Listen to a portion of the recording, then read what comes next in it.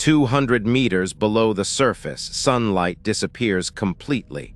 Not dimmed, not filtered, gone. You are beyond the reach of every photograph taken by natural light in the history of photography.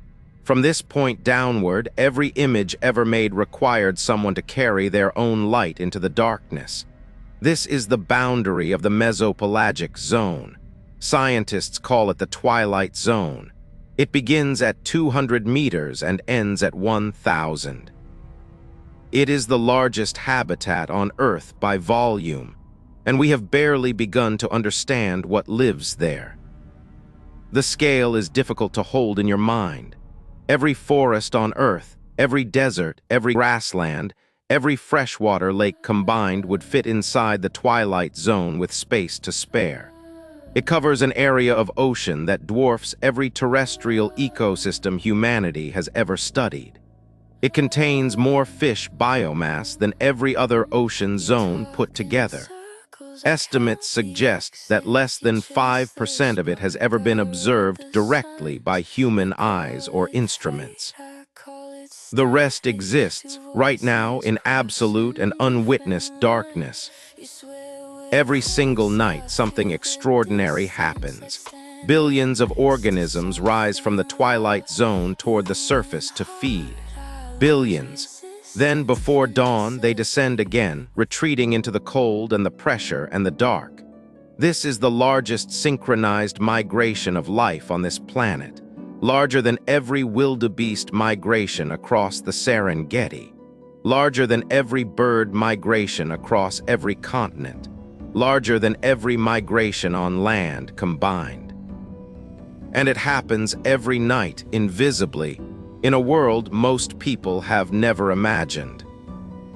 In the Twilight Zone lives a creature called the anglerfish.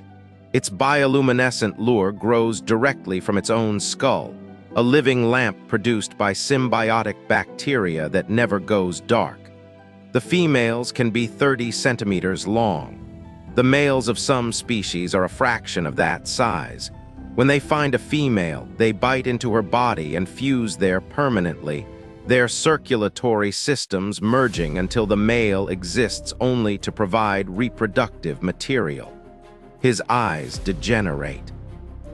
His organs atrophy. He becomes effectively a permanent attachment.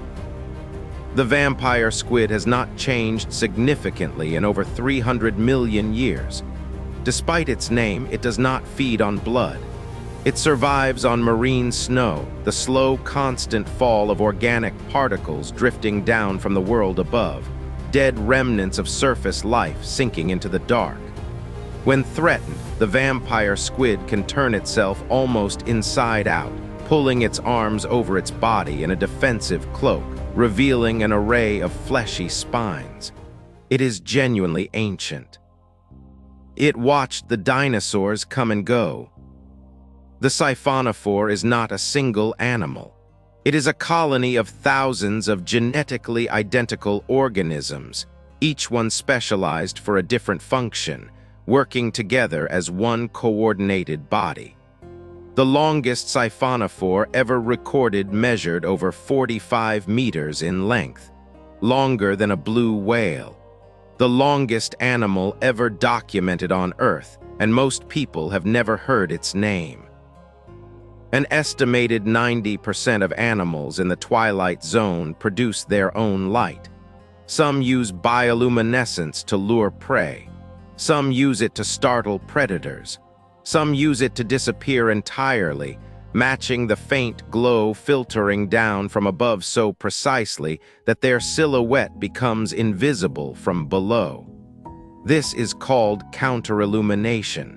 It may be the most common form of camouflage on this planet. For every confirmed species in the Twilight Zone, scientists believe there are dozens more never observed, never named, never described. Modern submersibles encounter creatures matching no known taxonomy on a regular basis. We have mapped the surface of Mars in more detail than the largest habitat on our own planet.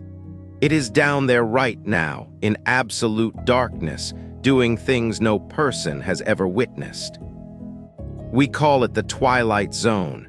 It might be the strangest place on Earth, and we have barely begun to look.